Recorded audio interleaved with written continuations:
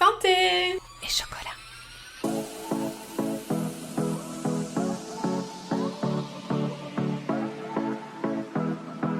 Bonjour et bienvenue dans Santé et chocolat, le podcast qui sème les graines d'une vie plus saine tout en gourmandise, où j'aborderai avec vous la nutrition selon une approche métabolique et holistique.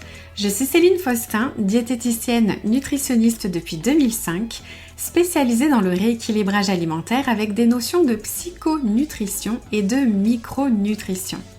Derrière chaque épisode se cache un peu de mon parcours, mon histoire avec la nutrition, mais aussi beaucoup d'expériences vécues auprès de mes patients. La compréhension du fonctionnement de votre métabolisme est une notion essentielle à mes yeux et je vous le partage ici dans ce podcast. D'ailleurs, j'aborderai les thématiques comme la perte de poids, la productivité, la prévention santé, le sucre, des sujets qui me passionnent et qui sont la base de mes accompagnements. Seule ou avec des invités, je vous partagerai mes conseils simples et applicables instantanément dans votre quotidien. En toute sérénité, vous allez acquérir les connaissances dont vous avez besoin pour vous permettre de vous sentir bien dans votre corps, votre esprit et votre assiette. Installez-vous confortablement, prenez votre boisson préférée et un petit carnet. Je vous souhaite la bienvenue et une belle écoute. Hello et bienvenue dans ce nouvel épisode. Si vous vous réveillez souvent vers 3h du matin ou en tout cas entre 2h et 4h du matin, écoutez bien, c'est pas forcément dans votre tête ni juste le stress ou l'âge, parce qu'en fait ce réveil-là, à cette heure-là précisément, il peut être le symptôme en fait d'un trio que personne ne relie à la détox et encore moins à la perte de poids. Ce trio, c'est foie, glycémie, stress. Et je sais que vous allez me dire, oui mais Céline, moi je mange plutôt bien, je fais attention. Ben justement, c'est souvent chez les femmes qui font déjà beaucoup d'efforts que ça arrive. Vous vous couchez fatigué, vous avez parfois le ventre un peu gonflé, vous vous réveillez en pleine nuit et le lendemain vous vous levez vidé, fatigué, avec de la faim, parfois des envies de sucre, et cette impression en fait que votre corps il continue à stocker malgré tout.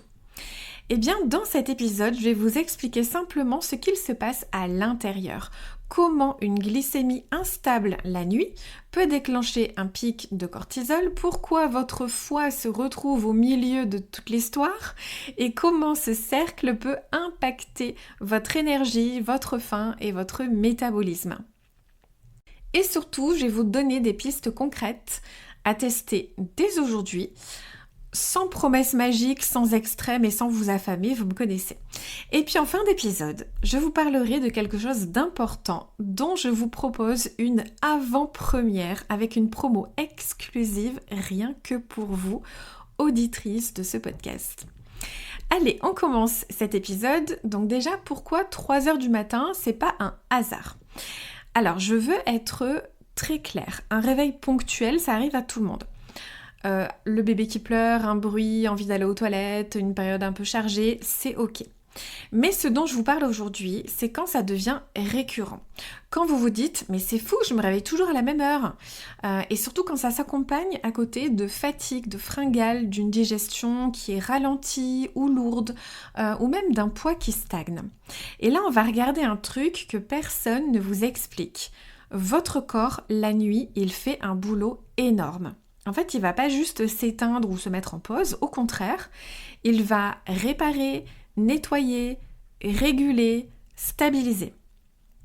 Et pour faire tout ça, il a besoin de deux choses. Premièrement, une énergie stable et deuxièmement, un système nerveux qui peut se relâcher.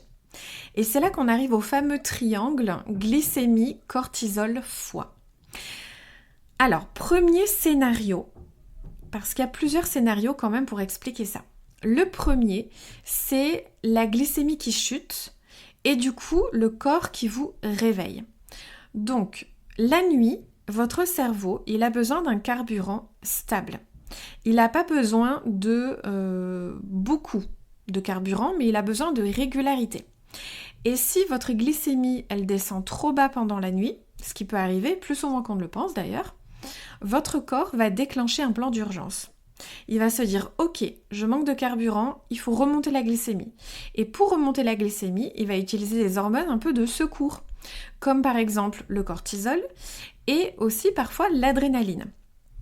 Résultat, vous ouvrez les yeux, vous êtes parfois réveillé d'un coup, parfois vous êtes juste en semi-éveil, parfois vous avez le cerveau qui se met à tourner ou comme une sensation de tension interne. Parce que du coup, quand on se réveille, on se met à cogiter à tout ce qui se passe dans notre vie. Et très souvent, le lendemain, du coup, on va se retrouver fatigué dès le réveil, avec davantage de faim, une envie de sucre ou de café comme pour se rebooster, et parfois même une sensation de vide intérieur, parce qu'il y a quand même ce manque de sommeil. Et ça, c'est un mécanisme ultra important à comprendre parce que c'est pas un manque de volonté, c'est de la physiologie. Et pourquoi ça arrive dans ce cas-là? À mon sens, il y a 4 causes en fait très fréquentes. Premièrement, c'est que le dîner est trop riche en glucides, ou alors il y a un dessert, de l'alcool, voilà.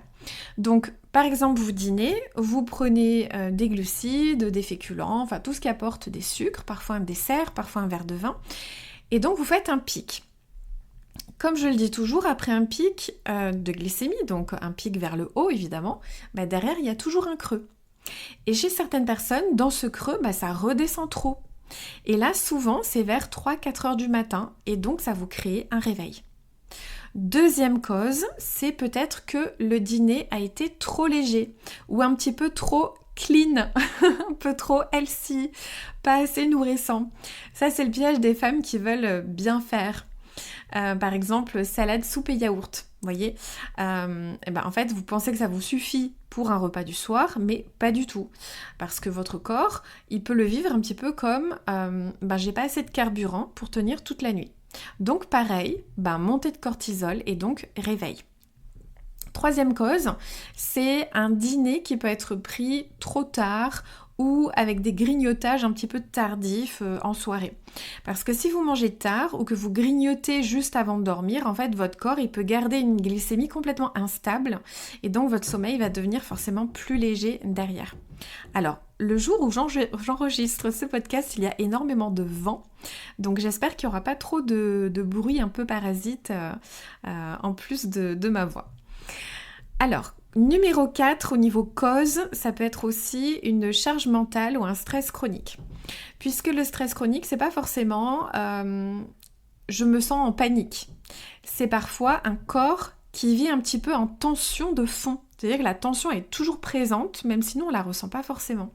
Et là, en fait, le cortisol, il va être plus haut, plus facilement déclenché. Donc vous voyez comme c'est pervers, parce qu'on croit que le réveil à 3 heures du matin, ça peut venir du mental, mais en réalité, le mental peut être déclenché par la chimie du corps. Tout à l'heure, je vous disais, vous pouvez vous réveiller et du coup, commencer à cogiter, alors qu'en fait, le réveil de base, c'est pas le mental qui l'a mis en place, c'est la physiologie, c'est votre glycémie, votre cortisol, etc., qui agit pendant la nuit et qui fait que vous vous réveillez. Et comme vous êtes réveillé à ce moment-là, du coup, vous cogitez. Voilà, donc on pense des fois que c'est l'inverse. Ensuite, deuxième scénario, puisque là, le premier, je rappelle, c'était la glycémie qui chute pendant la nuit. Deuxième scénario, c'est une glycémie qui est trop haute ou trop instable pendant la nuit. Donc c'est pas forcément une chute, c'est une glycémie qui reste élevée ou qui fait le yo-yo. Et ça, en fait, ça fragilise un petit peu l'architecture du sommeil, la structure du sommeil. Donc en fait, comment ça peut se manifester? C'est que par exemple, vous vous réveillez pas forcément en panique, mais vous avez un sommeil un peu fragmenté. Vous vous réveillez vers 2 à 4 heures du matin, parfois c'est plusieurs micro-réveils, c'est pas forcément un réveil complet. Vous avez la sensation d'avoir la bouche sèche, d'avoir soif, d'avoir besoin d'aller aux toilettes pour uriner. Le matin, vous pouvez ressentir une tête un peu lourde, un sommeil qui est pas réparateur et puis évidemment d'avoir super faim. Et là, les causes pour ça, c'est par exemple un dîner qui est pris trop tard ou trop riche, encore une fois, en glucides, en sucre, en tout cas de mauvaise qualité. Je ne suis pas en train de vous dire qu'il ne faut pas manger de féculents le soir, attention. Ou trop riche en produits transformés. Ça peut être la présence d'alcool le soir, même juste un verre. C'est un gros perturbateur de sommeil et de la glycémie, pensez-y.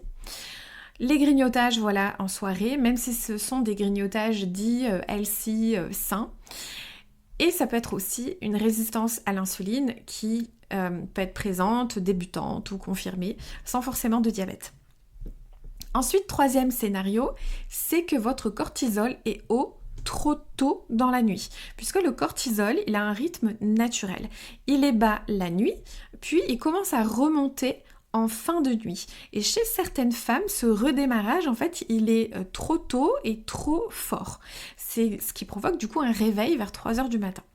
Alors, comment ça peut se manifester? Déjà, vous pouvez vous réveiller un petit peu avec le cerveau en boucle, avec beaucoup de pensées, à déjà penser à votre to-do list de la journée.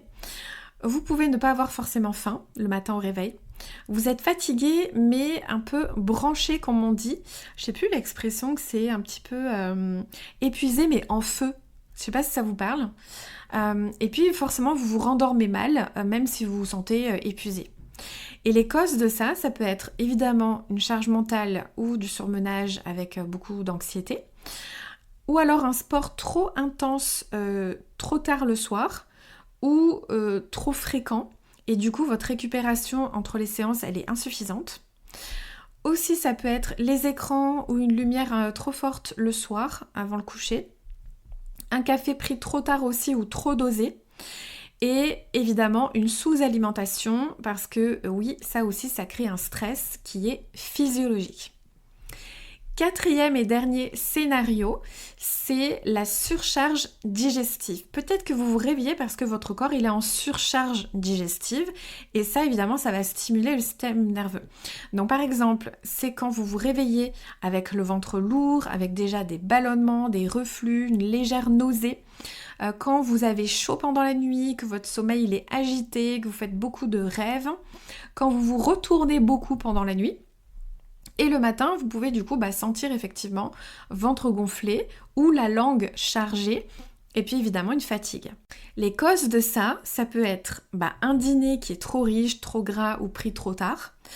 Je pense qu'on a tous exemple des soirées raclette, par exemple. On ne dort pas très bien en général derrière. Ou un repas qui contient de l'alcool ou un repas un peu trop copieux. C'est vraiment le combo classique du week-end, par exemple. Ou des intestins un petit peu sensibles du coup qui vont fermenter, il va peut-être y avoir une dysbiose et du coup ça crée un sommeil qui est moins profond, moins réparateur. Et aussi un foie qui est sursollicité au sens pratique, c'est-à-dire que y a une surcharge alimentaire, donc lui il faut qu'il gère derrière la digestion. Et surtout si c'est quelque chose qui arrive fréquemment et qui est combiné au stress. Donc justement par rapport au foie, c'est pas juste un organe de détox au sens marketing. C'est un organe de régulation métabolique. La nuit, le foie, il est un peu votre banque d'énergie. C'est lui en fait qui va stocker et libérer du carburant pour maintenir une glycémie stable pendant votre sommeil. Donc si vous avez une digestion lente, un foie qui est sursollicité à cause d'alcool, de sucre, d'aliments ultra transformés, de stress, de repas tardifs, si vous avez une élimination qui est un peu au ralenti, comme la constipation par exemple, si vous avez des intestins qui fermentent, qui ballonnent, et en fait tout ce système devient moins stable. Et du coup, qu'est-ce que fait le corps quand il n'est pas dans la stabilité? Il passe en mode protection. Et le mode protection, c'est souvent un sommeil qui est fragmenté, des fringales, de l'inflammation, de la rétention d'eau et évidemment un mode de stockage. Donc voilà le lien que je veux que vous entendiez, c'est que le réveil à 3 heures, c'est pas qu'un problème de sommeil. C'est parfois un signal que le métabolisme est en train de dire « j'ai besoin qu'on me simplifie la vie, j'ai besoin d'être en mode repos et génération plutôt que en mode survie, j'ai besoin de me décharger ». Et ce qui est intéressant, c'est que quel que soit votre scénario, les 4 scénarios que je viens de citer, la solution n'est pas de vous contrôler plus. En fait, c'est de remettre votre corps dans de bonnes conditions. Glycémie stable, dîner structuré, digestion allégée et système nerveux apaisé. Et c'est exactement ce qu'on fait ensemble dans mon programme de détox de printemps. Je vous en parle juste après. Vous y aurez accès en avant-première. Donc, ce qui est intéressant aussi de comprendre, c'est que c'est ce que ça crée derrière finalement tout ça.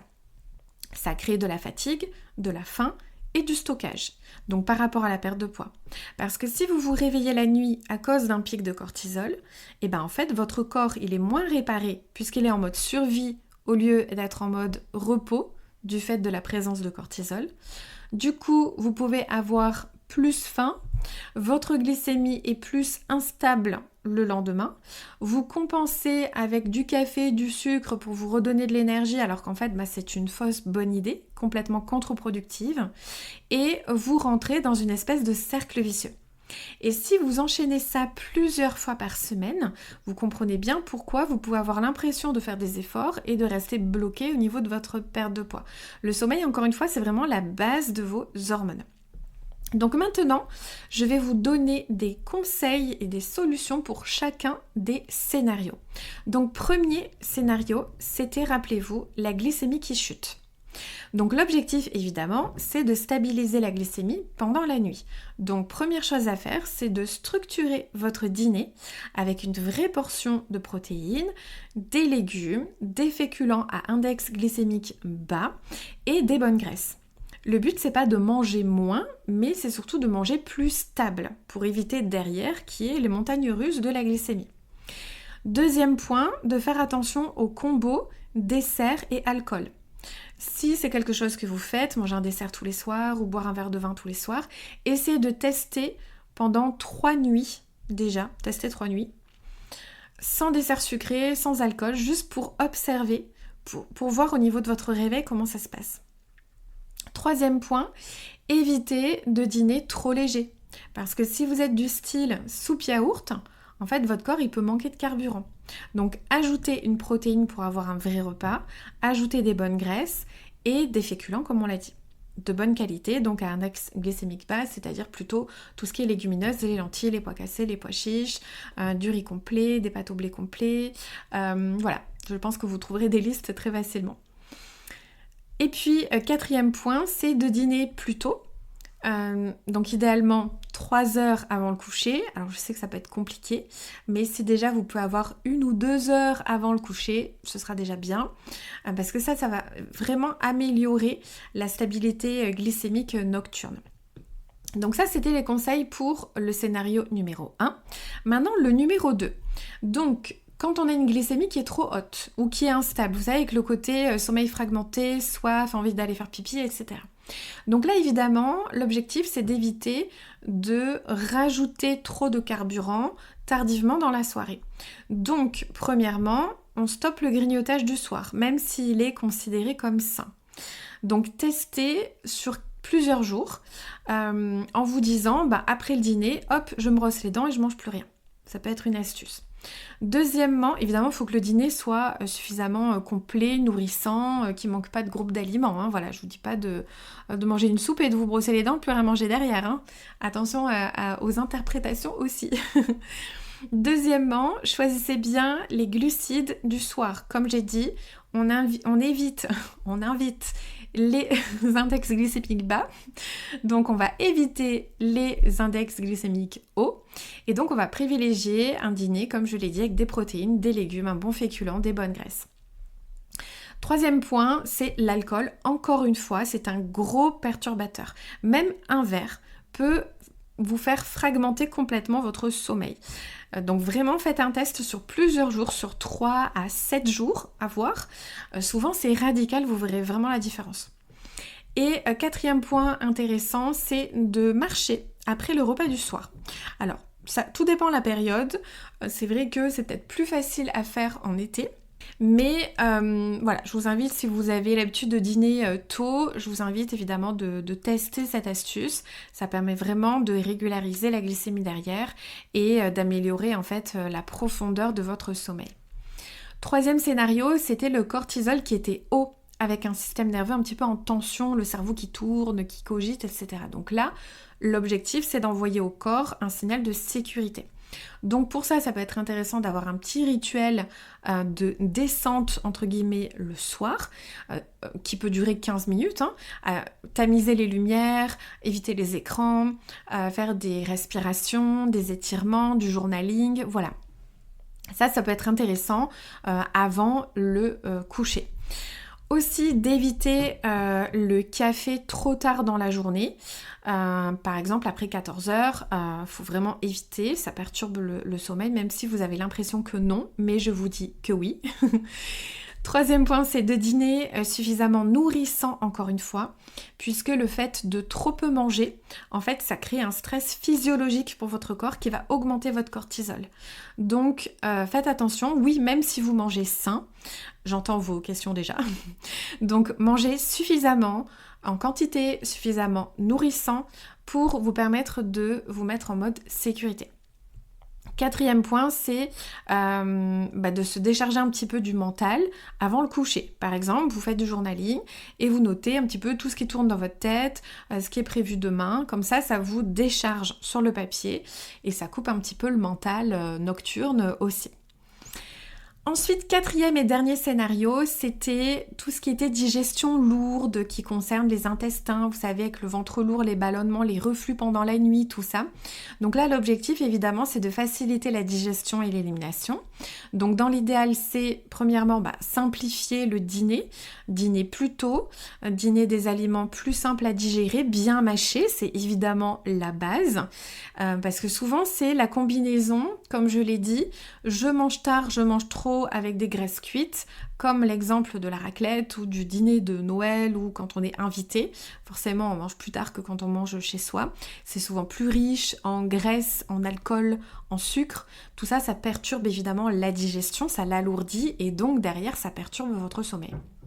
Deuxièmement, encore une fois, la marche après le dîner.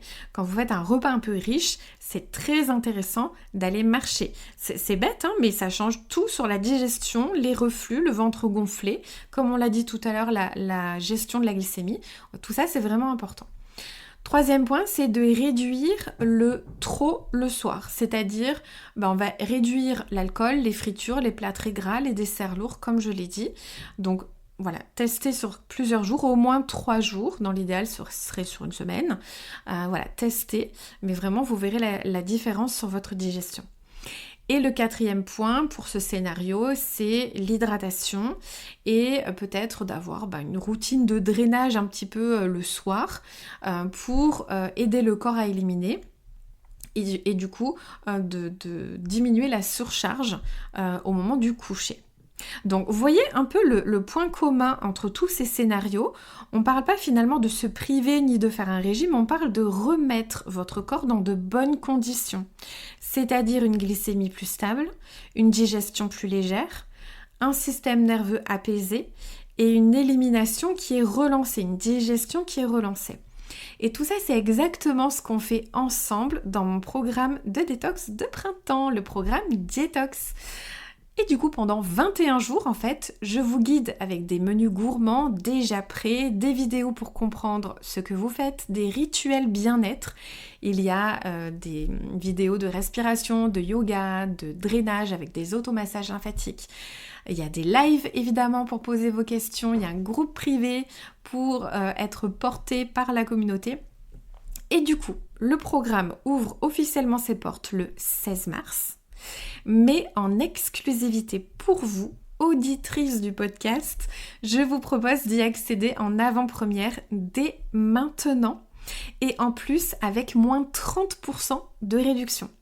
Sachez que j'ai prévu de dire à tout le monde qu'on démarre ensemble le 23 mars pour faire les 3 semaines de détox ensemble. Moi, je fais toujours avec mes patientes. Donc si vous nous rejoignez maintenant, vous avez le temps du coup de vous organiser tranquillement, de faire vos courses, de préparer votre planning et du coup de commencer sereinement le démarrage avec nous toutes. Voilà.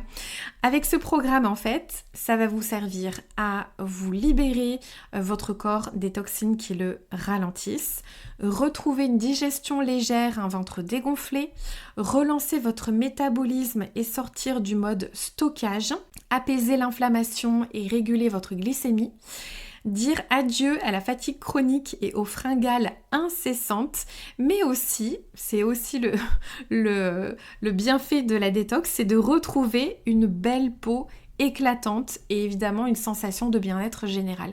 Donc tout ça évidemment avec douceur et gourmandise, vous me connaissez, c'est pas pour rien qu'il y a le mot chocolat dans le nom de mon podcast.